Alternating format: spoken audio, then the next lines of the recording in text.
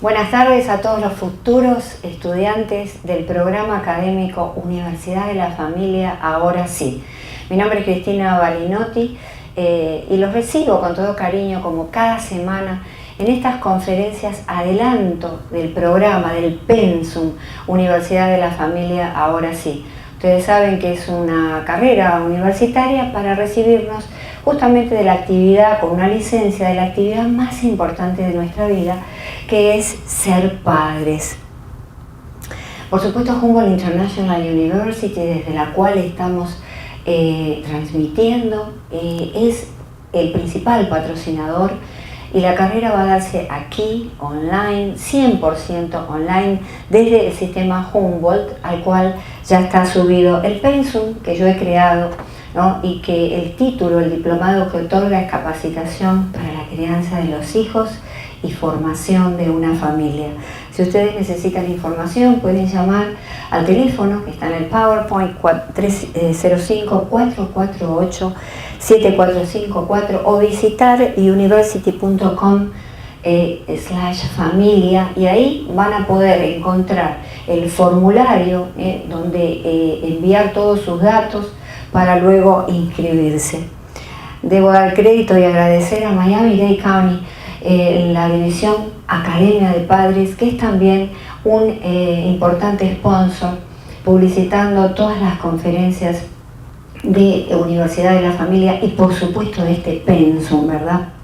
También Chaviano Studio and Production, que se encuentra aquí con nosotros y que es un gran amigo de muchos años, un gran experto en materia de videos, de fotografías, y nos va a acompañar siempre aquí en los eventos más importantes de Universidad de la Familia. También Science Now, con Elizabeth Menda, una diseñadora gráfica estupenda, que realiza todas las invitaciones que ustedes ven semanalmente y además las invitaciones de otros eventos.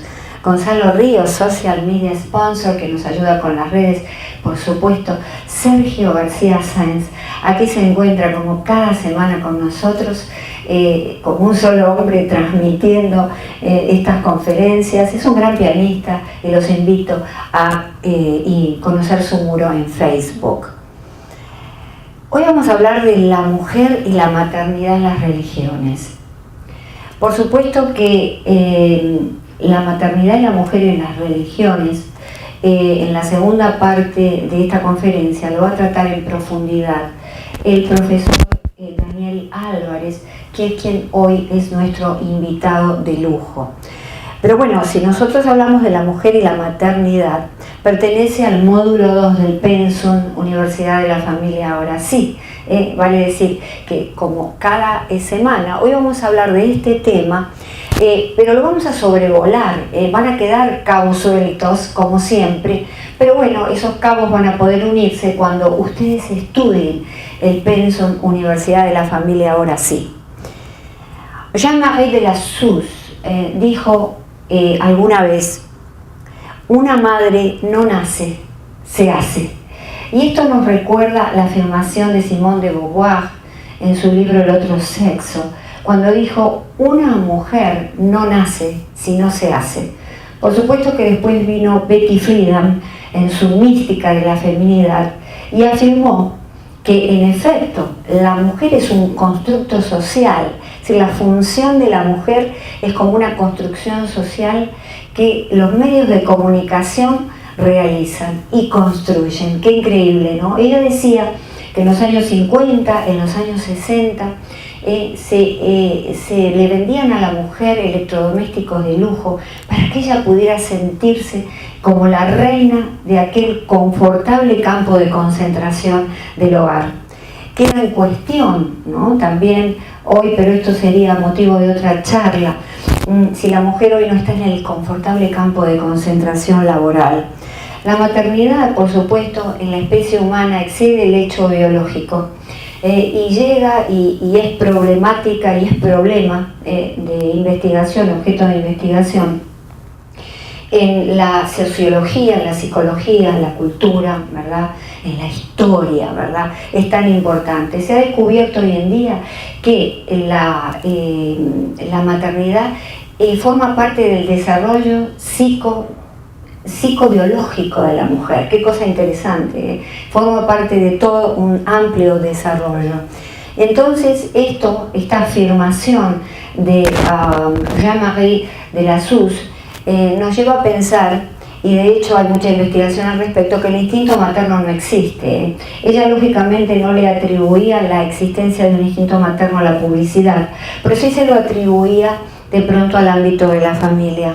Y entonces el instinto materno no existe porque se desarrolla en la constelación madre, abuela, hija. Qué importante esta constelación, ¿verdad?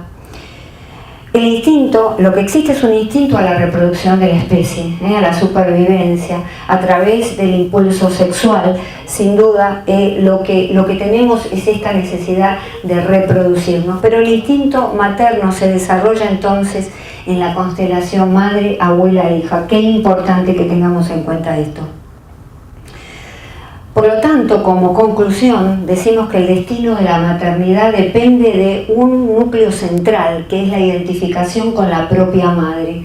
Si hemos tenido una madre que fue nodriza, que nos apoyó, que desarrolló el apego, la teoría del apego de Bauer, que yo le he hablado bastante, veremos que en efecto esa madre va a favorecer una maternidad en la hija de la misma característica. Si es una madre que realmente la ha privado de ese afecto y de esa necesidad que los niños durante los años fundacionales, los primeros 6 años de la vida tienen, si la ha privado al niño de eso, sin duda, que el niño va a ser, o la niña, mejor dicho, cuando sea madre, sin duda no va a poder desarrollar ese instinto materno. Esto nos lleva a ver que existe una diferencia entre maternidad y maternaje. Y esto es una novedad, ¿no? Normalmente no se sabe. La diferencia es que la maternidad es un acontecimiento biológico, vale decir, es el parto. ¿Se recuerdan que hablábamos de Margaret Moller, la conferencia anterior, y decíamos que durante el desarrollo del niño ella reconoce 2 etapas? El nacimiento biológico y el nacimiento psicológico. Pues esto coincide con el nacimiento psicológico del hijo, vale decir la maternidad como acontecimiento biológico. Ahora el maternaje, que es cualidad maternal o maternalización, puede desarrollarse o no, forma parte del proceso psicológico de la maternidad, el proceso psicoafectivo, que se puede desarrollar o no, que la madre puede ser madre, pero no tener este maternaje y esta inclinación, lo que nosotros, entre comillas, llamamos instinto materno. ¿Cuál es el camino hacia el desarrollo del maternaje? Y vemos que tiene una serie de vicisitudes muy complejas, que comienzan en la pubertad, sigue con la fecundidad, embarazo, parto, lactancia, crianza, y finalmente esto es muy importante, que es la separación de los hijos. No hablamos de eso, ¿no? Es como que los hijos son eternos y los hijos realmente nos pertenecen, ¿no? Y entonces no se tienen que separar, pero en un punto se separan. Claro que para que la pubertad, la fecundidad y todas las etapas subsiguientes realmente sean efectivas, esta niña ha tenido que ser, y fíjense qué interesante el dibujito, ha tenido que ser amada por su propia madre. En la antigüedad ustedes saben que no se conocía la palabra maternidad.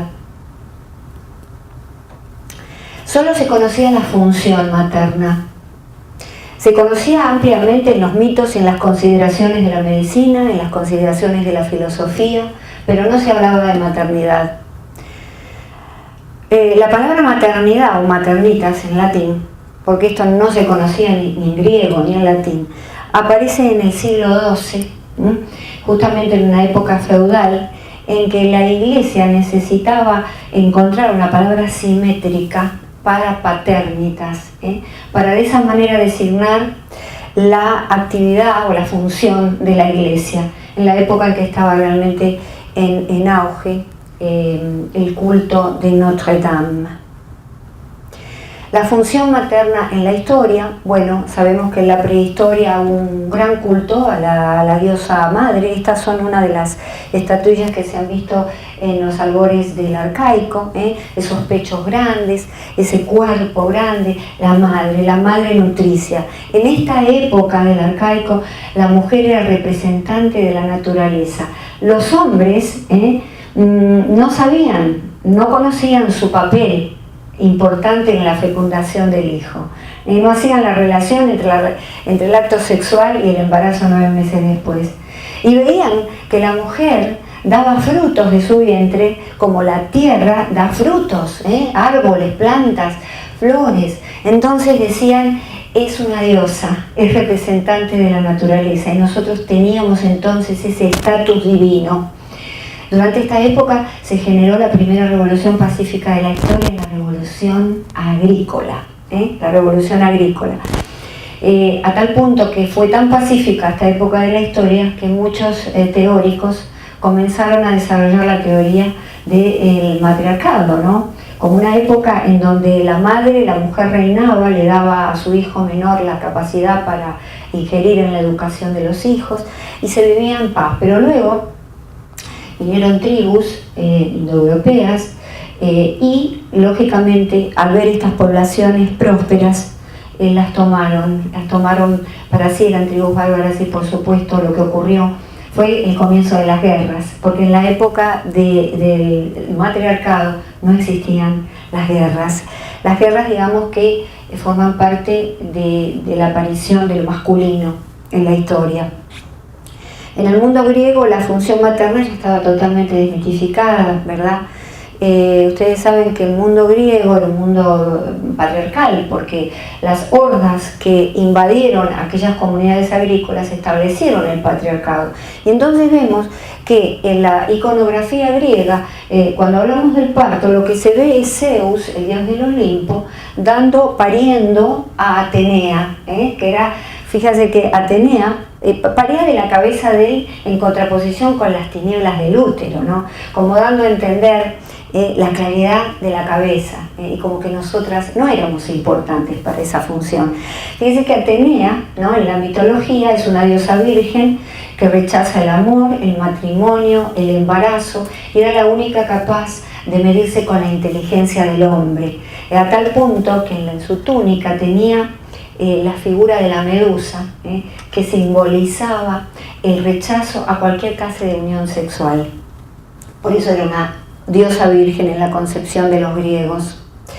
En Roma, bueno, Roma en realidad tomó mucho del mundo griego, pero la función materna fue subsumida bajo el pater familias. Se tomó mucho del mundo griego, pero realizó toda una serie de leyes en torno a la función materna, ubicándola dentro del seno de la familia, ¿verdad? Es decir, que era el que reinaba en ese momento, porque por supuesto era expresión del patriarcado, ¿verdad?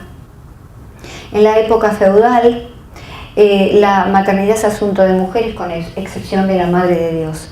Hubo prohibición de infanticidio, y aquí vemos, ¿no? Las mujeres mataban a sus hijos cuando nacían. Ritos complejos del parto aparecen. Vale decir que comienza a ser ayudada la mujer parturienta con una serie de elementos que antes no se conocían. Aquí en Roma, ¿no?, el que le daba vida al hijo era el padre. Las parteras estaban en torno a la madre parturienta. Una de ellas, cuando salía el hijo, lo tomaba y lo dejaba en el piso. Y el padre, el pater familias, es el que lo integraba a la familia o no, porque si decidía que ese hijo no era de la familia, se lo abandonaba para su muerte. Es decir, la madre no tenía ningún tipo de injerencia en esto, ni ningún tipo de opinión.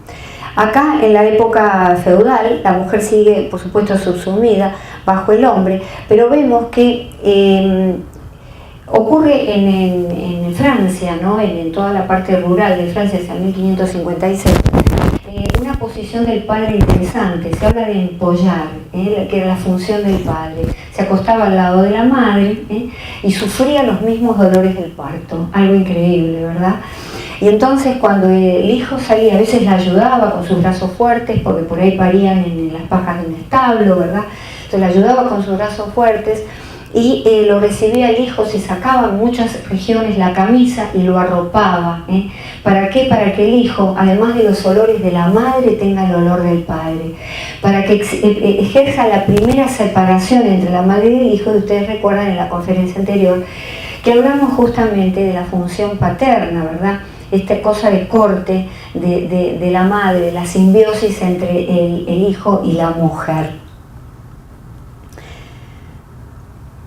En el siglo de las luces, bueno, hay una glorificación de la maternidad a través del libro de Rousseau. Rousseau escribió el Emilio, ¿no? Y en el primer libro hablaba justamente de... y fue un apóstol de la maternidad, de la lactancia materna, ¿no? Porque él decía, no por una cuestión política, sino por una cuestión netamente afectiva, ¿no? La leche materna era importante. Y también Marx, que fue quien dijo que había que glorificar y llevarla a un estatus superior, casi religioso, a la mujer, ¿verdad? Eso sucede porque estaban en una hecatombe de los lactantes, ¿no? Había peligro de despoblación, y entonces el cuerpo de la mujer femenino se transformó en la matriz del cuerpo social. En la posmodernidad tenemos la maternidad electiva, ya desacralizada, ¿verdad? La posmodernidad y la era postindustrial también ha destruido la noción sagrada de la maternidad, sin duda. Esto es debido a los estados de bienestar de los países súper desarrollados, ¿verdad? Y también a todos los avances de la biología, en que hoy la mujer ya se encuentra pensando la maternidad como algo inconveniente para el desarrollo de su profesión, ¿verdad? Y entonces estamos viendo una mujer que trabaja, como vemos aquí, al mismo tiempo tiene su niño. Digamos que a las tareas ancestrales de la mujer ahora se suman unas tareas sociales importantes, ¿verdad? Muy importantes.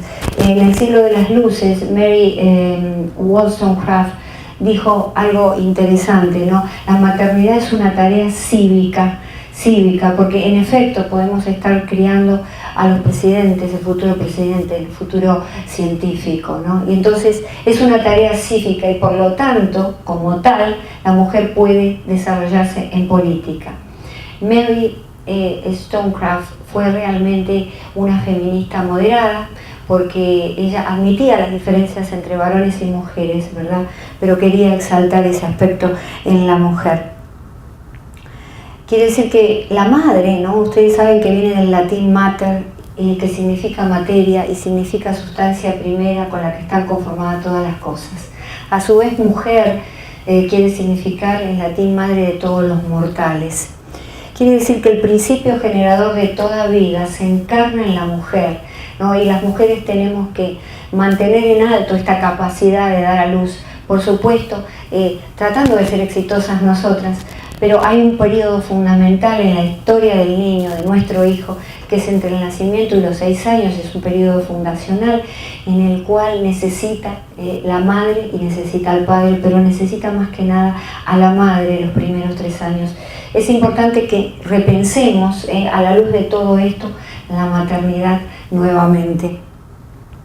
Hoy nos acompaña el destacado profesor Daniel Álvarez, director del Departamento de Estudios Religiosos de FAYU, un gran amigo. Yo lo tuve en mi programa de televisión en 2013, fue uno de los mejores programas que hice, sin duda el mejor. Aquí está FAYU. Profesor, adelante, es un honor tenerlo aquí hoy presente. Gracias. Gracias a ti, el honor es mío, muy amable. Déjame decirte que me diste... Doctora, perdón, me diste una cátedra con tu exposición. Oía detrás de muchas cosas las palabras de Backhofen, el Mutterrecht, el derecho de la mujer, que es una obra fundamental que habla del matriarcalismo, ¿no? Sí. Como una de las épocas fundamentales de la humanidad. Y muchas gracias por esa breve introducción.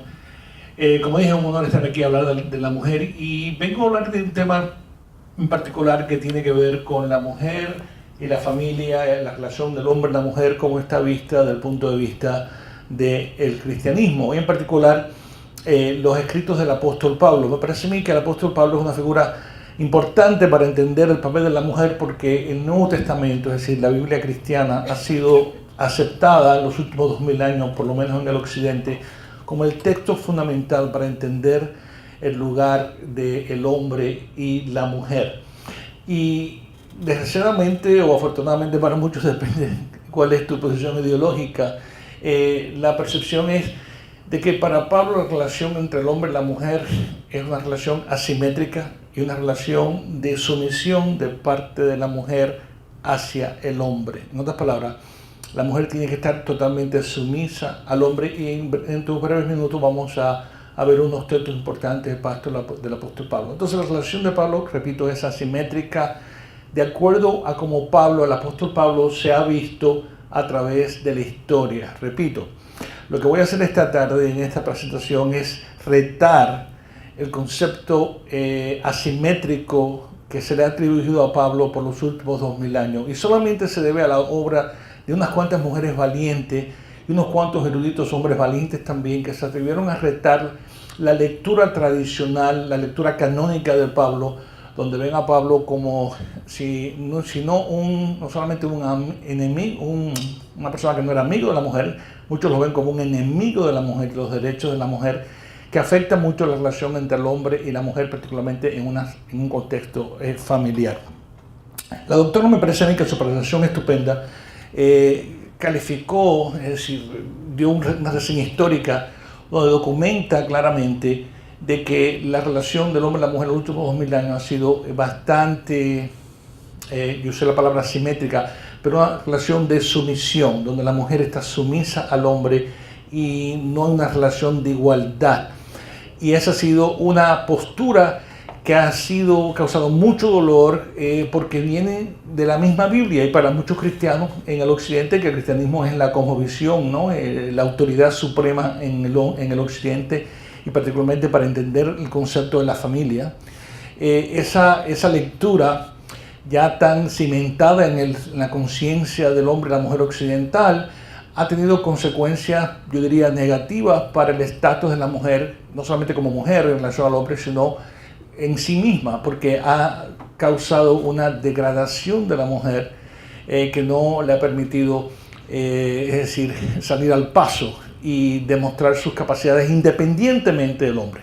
A lo que voy es que la mujer ha sido vista en los últimos 2000 años, estoy hablando en términos generales, como una extensión del hombre y que no tiene un estatus ontológico por sí misma, independientemente de lo que el hombre es y lo que el hombre debe de ser. Entonces la mujer es una especie de cuerda umbilical al hombre, y si esa cuerda umbilical no está conectada al hombre, la mujer por sí misma no puede actuar de una manera independiente y no es un ser en sí mismo, incapaz de actuar por sí misma.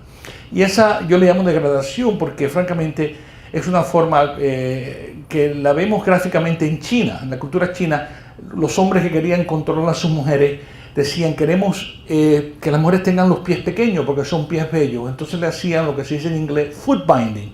Les amarraban los pies de cierta manera para que los pies no crecieran. Pero ¿qué pasaba? La mujer entonces era deformada por ese acto, ¿no? Bastante brutal, porque la estética del hombre era que el pie pequeño es sensual y por lo tanto hay que controlar el crecimiento de ese pie. Un pie grande es un pie feo. Pero ¿qué ocurre? Deformaba a la mujer fisiológicamente y la mujer no podía caminar porque estaba lisiada, incapacitada totalmente físicamente de poder caminar. Pero ¿qué ocurre? Cuando la mujer quería moverse de un lado para el otro, ¿qué ocurría? Tenía que depender del hombre. El hombre la tenía que cargar para llevarla de un lado para otro. La mujer no podía escaparse si el hombre la brutalizaba, si el hombre la humillaba, si el hombre le pegaba, si el hombre la maltrataba. La mujer no tenía ningún tipo de recurso para pararse y huir de esa situación desastrosa. Yo diría, usando la metáfora de la atadura de pies de la China, como una metáfora para ilustrar cómo la mujer ha sido atada psicológica y emocionalmente por nada menos que una religión que supuestamente llegó al mundo para liberar al hombre y a la mujer. Pero repito, gracias a Dios y gracias a la lectura de muchos eruditos valientes que han enfrentado a la tradición canónica de la Iglesia, han retado esa lectura. Me parece a mí que tenemos otra visión de la mujer y el hombre y la relación entre uno y el otro, que nos puede librar de las ataduras, regresando a la metáfora, valga la redundancia, a la atadura en la que hemos vivido por 2000 años. Ahora, una de las cosas que voy a entrar en unos textos bíblicos que para mí son fundamentales para entender el estatus de la liberación, yo llamo la etapa de la liberación de la mujer, es que el mundo moderno, particularmente la posmodernidad, como decía la doctora, ha habido una reacción a la visión cristiana del hombre y la mujer. Y la reacción fue esta: muchas mujeres feministas dijeron de que el cristianismo y la religión, como tiene una percepción negativa de la mujer, una visión de una mujer totalmente sumisa y totalmente dependiente del hombre y por debajo, inferior al hombre en todos los sentidos, estas mujeres dijeron: yo no puedo ser cristiano, yo no puedo adorar a un Dios que es un Dios hombre, un Dios macho. Y ese hombre, ese Dios hombre me está perjudicando a mí y me está destruyendo. Y eso es lo que llamamos el feminismo radical. Y una de las personas más interesantes en este aspecto es la doctora Mary Daly. Le voy a pedir a los productores si me puede buscar el nombre, no creo que se lo diga antes de María Mary Daly, antigua profesora de la Universidad de Boston College. Déjame decirte, esa mujer, yo leí su libro Ginecología, G-I-Y-N, Ecología, y ella dice en ese libro, ella fue monja, estudió en la Universidad Gregoriana de Roma, y ella dijo, estudiando con esos hombres allí, la forma que ella fue francamente ofendida y perseguida. Aquí la vemos, si puedes agrandarme una de las fotos de ella. Mary Daly, filósofo, estudió en Roma, tiene doctorado en filosofía y en teología, y esta señora francamente fue una de las figuras seminales que dijo: la mujer tiene que separarse totalmente del hombre, porque el hombre es ontológicamente, cuando uso la palabra ontológica, me perdonen, pero la tengo que usar, la ontología tiene que ver con lo que es el ser en sí mismo. ¿Qué es lo que es el ser en sí mismo, en su profundidad, en su totalidad, como ente, como entidad? Y ella decía que el hombre, el macho, en su identidad, en su constitución metafísica, ontológica, es opresor. Y esa fue la tesis de su libro. Es decir, el hombre no puede escapar de una condición de opresor de la mujer. Y entonces ella señala todos los ejemplos de historia donde las culturas, cuando la mujer ha tratado de asombrar la cara, asombrar la cabeza, vienen los hombres y se la cortan. Y todas las culturas han sido dominadas por lo que la doctora señalaba correctamente, el patriarcalismo. Y el patriarcalismo es la condición donde el hombre es superior a la mujer en todos los sentidos. Pero Daly me parece a mí que fue importante porque ella señala de que si el hombre está constituido por ese carácter de opresor de la mujer tiene el deber, tiene la obligación de separarse totalmente del hombre. Y ella en particular tomó la opción de convertirse a lesbiana. Era una monja, esta mujer que era monja. Ella dijo: la única forma que yo puedo sobrevivir como mujer, y la única forma que ustedes, mis hermanas, pueden sobrevivir como mujer, es si nos apartamos totalmente de hombre. Y en ese libro que yo leí, que tuvo un impacto muy grande sobre mí en mis años universitarios, fue que ella dijo: tenemos que buscar hasta la manera de procrearnos sin necesidad del hombre, lo que se llama partenogénesis, es decir, el nacimiento virginal sin la necesidad del hombre. Y en la naturaleza hay casos donde creo que ciertas especies de rana que se reproducen son vírgenes, no tienen contacto con ranas machos, ¿no? Pero pueden procrear. Así que ahí llegó la posición de ella. Pero también hubo otro grupo de feministas que dijeron: sí, las religiones están comprometidas con el patriarcalismo, el cristianismo no es la excepción, pero si nosotros miramos cuidadosamente las tradiciones cristianas, vemos ciertos rasgos que nos permiten decir que hay un elemento liberador, pro mujer, dentro de esas tradiciones. Y hay otra doctora que también, una influencia muy grande, escribió un libro que se llama En memoria de ella, Elisabeth Schussler-Fiorenza, de origen alemán. A ver si podemos tener la foto de ella aquí en la pantalla. Schussler-Fiorenza. Ella fue profesora de Nuevo Testamento, es decir, la Biblia cristiana, en la Universidad de Harvard. Yo tuve el privilegio de invitarla a venir a Miami en los 90, y ella vino aquí a Miami. Y ella en ese libro dice: mira, Daly, yo respeto la posición de Daly, pero no tenemos que ser tan radical. Hay ciertos aspectos en la Biblia cristiana de que son redimibles y que sí son pro mujer. Y aquí está Schussler Fiorenza, esa ya está ancianita, ya está retirada de la Universidad de Harvard, y ella dice, no, la posición de Daly es demasiado extrema. Lo que ella retó a sus estudiantes, y conozco a algunos de esos estudiantes porque los traje aquí a Miami en los 90, estas mujeres feministas dijeron, mira ciertos textos de la Biblia cristiana. Déjame, allá que tengo un texto aquí, mira, en la pantalla dice, la voy a traducir, la marginalidad cristiana de la mujer tiene sus raíces en los comienzos patriarcales de la iglesia y en el androcentrismo, andro es hombre, androcentrismo de la relación cristiana. Es decir, ella no trata de tapar el sol con un dedo, ella no trata de empañar las cosas, ella se da cuenta que en la tradición cristiana, que ha sido la tradición más potente, es decir, más influyente en la conciencia del hombre y la mujer en el occidente por 2000 años, hay cosas en esa tradición que son sumamente tóxicas para la mujer. Pero también, diferencia a Daly, ella también señala que hay cosas en esa tradición cristiana que son sumamente importantes para redimir a la mujer y liberar a la mujer. Y entonces estas son lo que yo llamo Fiorenza, representa el ala moderada, centrista del ala de los feministas que tratan de integrar la tradición cristiana a un narrativo que ellos consideran que es liberador para la mujer. Y también a la otra persona que quiero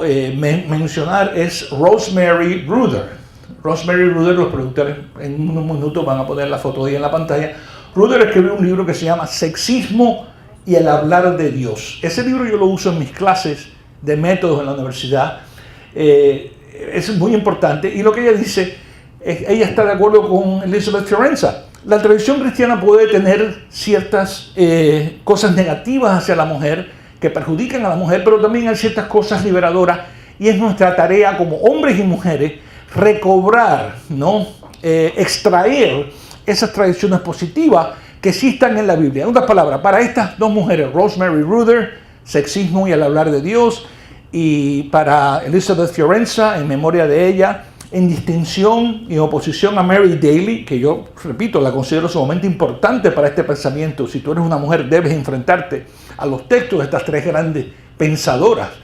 Estas otras mujeres más moderadas dicen, sí, el cristianismo es redimible. Hay cosas que podemos recobrar del cristianismo que nos ayudan a entendernos a nosotros mismas y nos sirven para liberarnos también del estatus opresor, que es el legado del patriarcalismo por los últimos 2000, para no decir 4000 años de historia mundial, ¿no? No solamente en el occidente, pero la historia mundial, porque este fenómeno se ve tanto en el occidente como se ve en el este, en el Medio Oriente y en el este de Asia.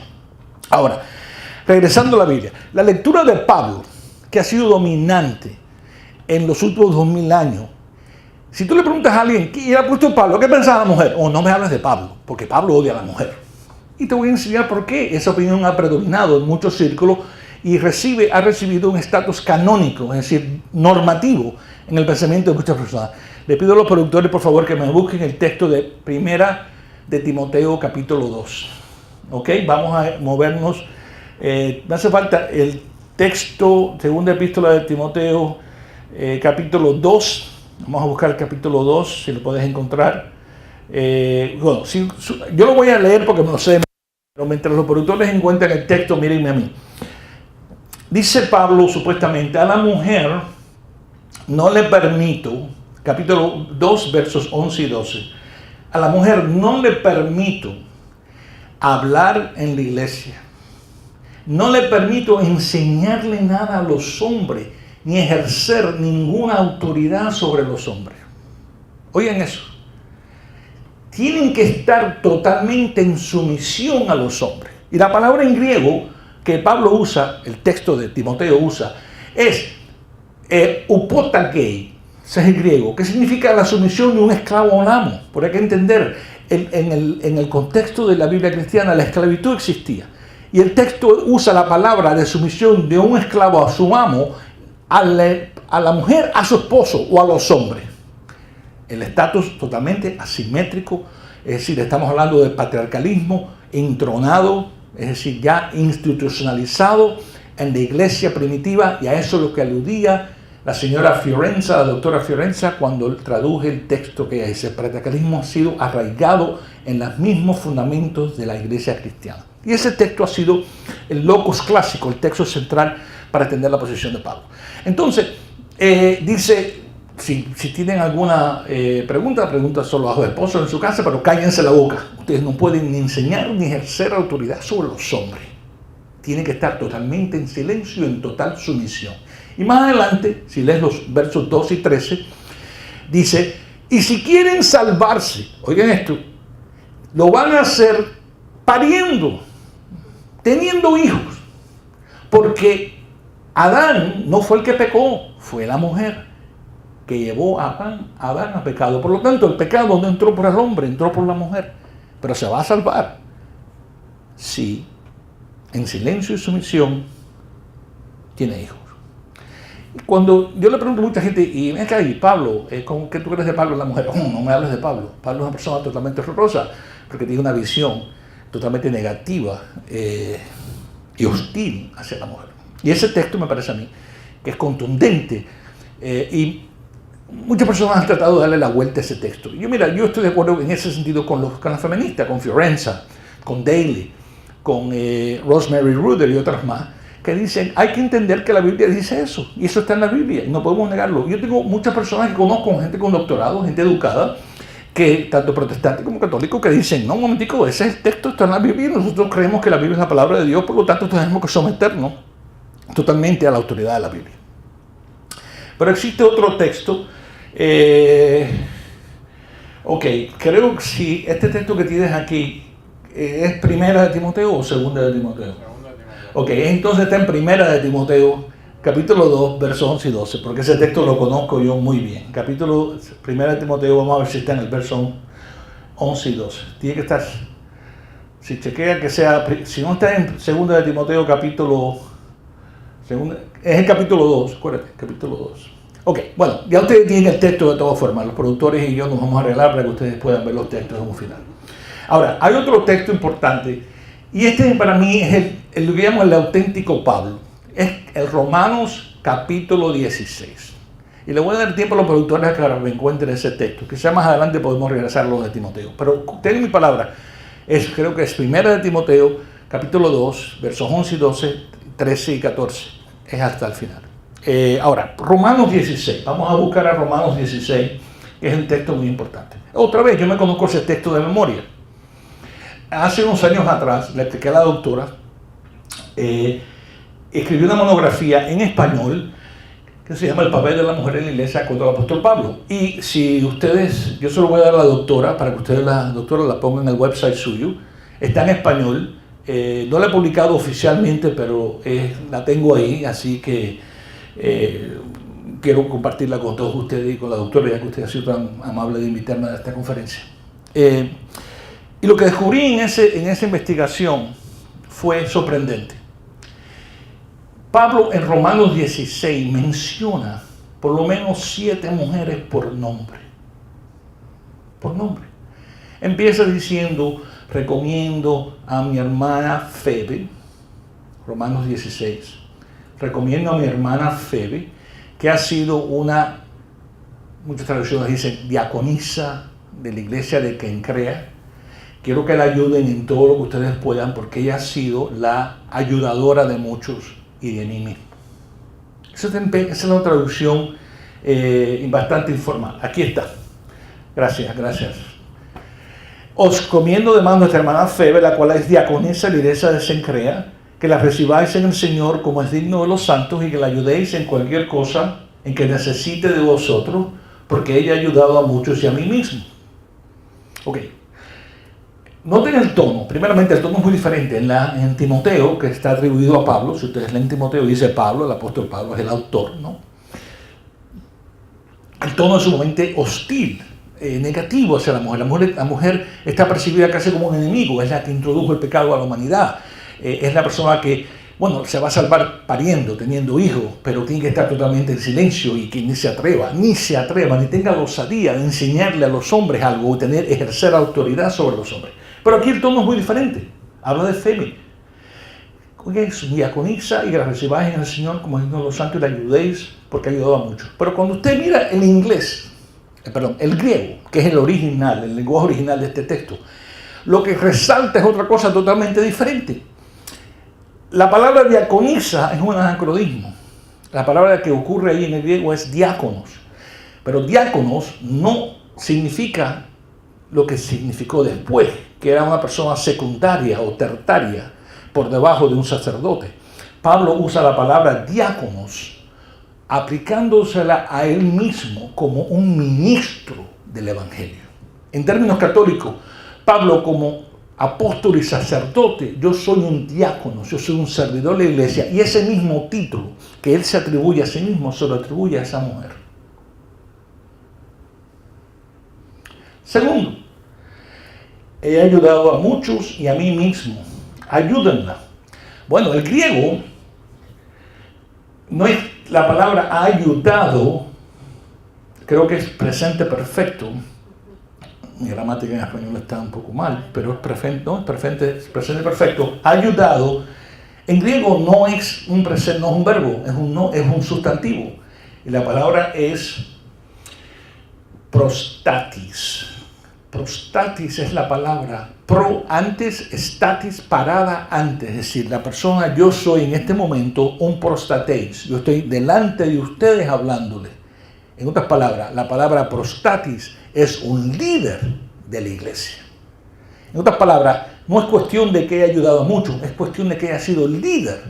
Ella ha sido ministro del Evangelio como yo, Pablo, y por lo tanto, ayúdenla, porque ella se merece todo respeto. Las palabras son sumamente fuertes y sumamente claras, que Pablo le está hablando a esta mujer con supremo respeto y le está atribuyendo a esta mujer dos títulos importantes: diáconos, ministro, y prostatis, líder congregacional.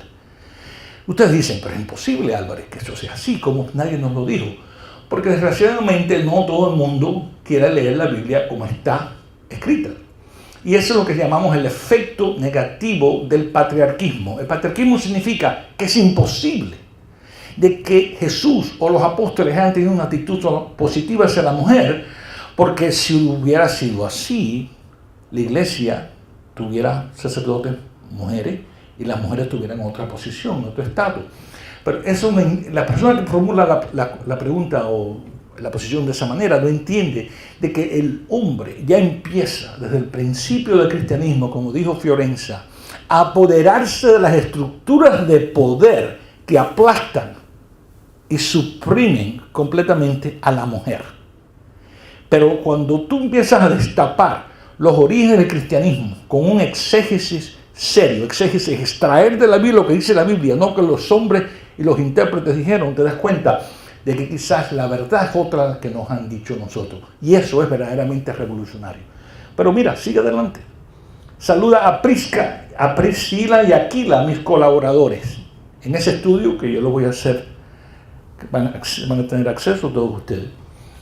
Esta palabra es una palabra técnica para Pablo. Estamos hablando de predicadores y evangelistas en el ministerio de la iglesia. Estamos hablando de posiciones de autoridad en la iglesia. Y Pablo está poniendo a estas mujeres hacia esa posición. Pero interesante que Priscila es una mujer y Aquila es el esposo. Pero Pablo menciona a la mujer primero y después al esposo. Que eso te dice algo, el respeto que Pablo le tenía a la mujer. En una sociedad patriarcal lo que tú harías es mencionar al hombre primero, porque la mujer es sumisa al hombre. Pero Pablo cambia las cosas.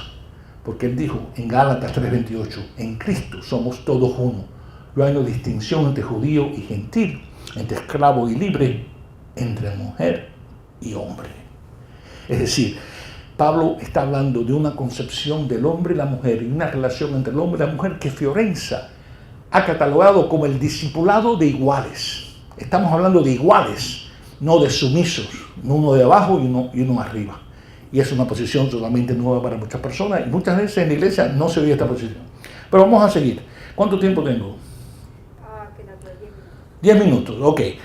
Que expusieron su vida por mí, los cuales no solo doy gracias, ¿no?, sino todas las iglesias de los gentiles. Saludan también a la iglesia que está en su casa, tenían una iglesia en su casa.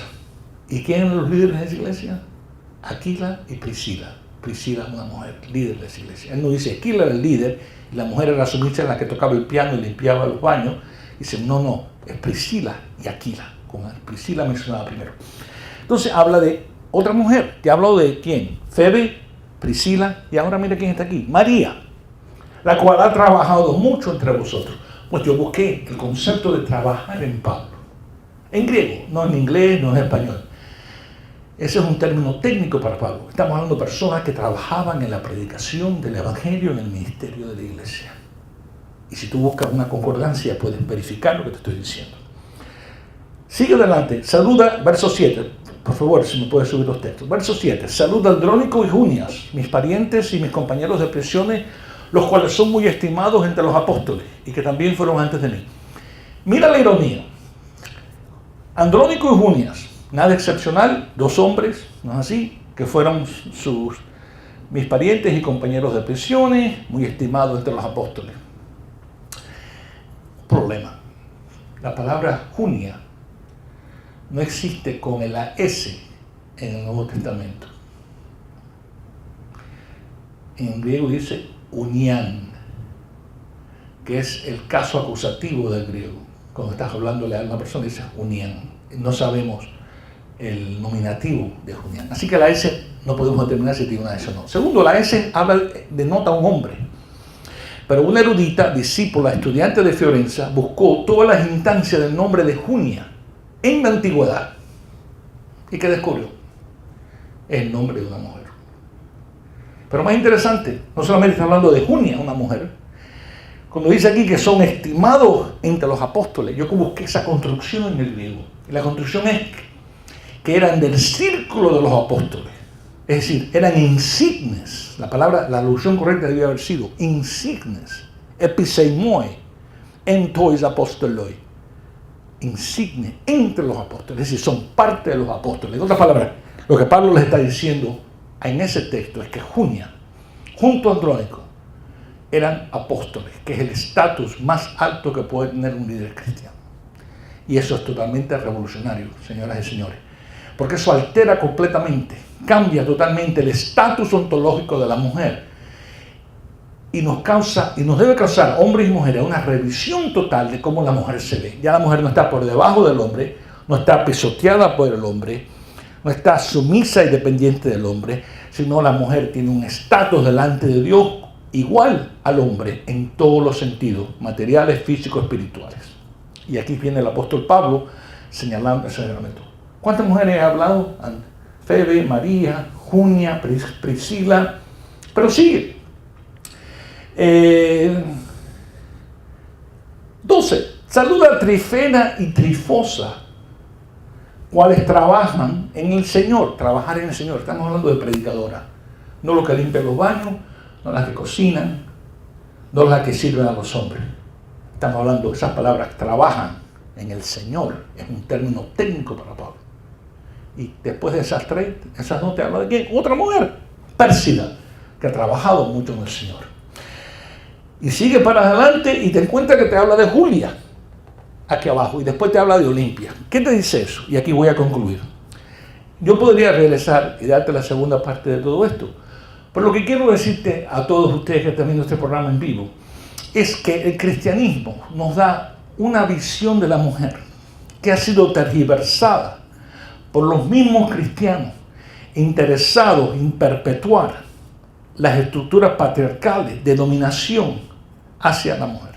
Y las consecuencias me parece a mí que han sido desastrosas, porque han llevado a la vejación de la mujer, ha llevado a la destrucción en muchos casos de la mujer, donde la mujer no tiene su propia identidad, su propia autonomía, su propia estatus, la palabra estatus ontológico. Termino con las palabras de Génesis. Yo me río cuando mis amigos, hermanos católicos, me dicen, no, la mujer no puede ser sacerdote porque si Dios hubiera querido sacerdote, hubiera nombrado a los sacerdotes. Se olvidan de que hay muchas mujeres en el Nuevo Testamento que seguían a Jesús. Y los gnósticos, hechos famosos por Dan Brown y el Da Vinci Code, resaltan de que en muchas iglesias gnósticas las mujeres tenían posiciones de liderazgo. Y cuando le preguntaban, ¿y por qué usted predica? ¿Y por qué usted bautiza? ¿Y por qué usted da los sacramentos? Ellas decían, porque Pablo me enseñó que yo podía hacerlo. Fíjate si ellos mismos conocían estas cosas que estamos hablando hoy. Pero Génesis para mí es un texto fundamental. Regreso al principio de los principios. Génesis dice, en el principio creó Dios los hombres y los cielos y la tierra, y dice, y creó al hombre y la mujer. ¿De dónde creó Dios el hombre y la mujer? No fue que Adán lo durmió, y después de varios días sacó una costilla y creó a la mujer. Bueno, es que ese es el capítulo 2 de Génesis, pero yo estoy hablando del capítulo 1. El capítulo 1 dice que Dios creó al hombre y la mujer en su imagen y semejanza, en el mismo día, por su propia palabra. En otras palabras, tanto el hombre y la mujer tienen total igualdad y semejanza a Dios. Y eso no lo dice Daniel Álvarez, lo dice la Santa Biblia. Muchas gracias por haber atendido esta discusión, y cualquier cosa que les pueda servir, por favor, pueden contactarme por medio de la doctora, y el artículo viene, se lo voy a dar. Gracias. Con todo Gracias, gusto. doctora. De verdad te quiero entregar el nombre de Humboldt International y de Universidad de la Familia. Gracias. Certificado de reconocimiento, como siempre tu ponencia excepcional. Y bueno, te vamos a recibir para la segunda parte, sin duda. Muy amable, Vamos doctora. así. Gracias. Muy Gracias, amable. gracias. Bueno, después de esta excepcional charla que tuvimos hoy, les doy el adiós hasta la semana que viene, en que van a estar las autoridades del Miami-Dade College en la Academia de Padres para hablar de esta unión estratégica que tenemos con Universidad de la Familia y con Humboldt. Muchísimas gracias a todos, y bueno, y recuerden que vamos a circular el artículo del profesor Álvarez en todas las webs relacionadas con Universidad de la Familia. Hasta entonces.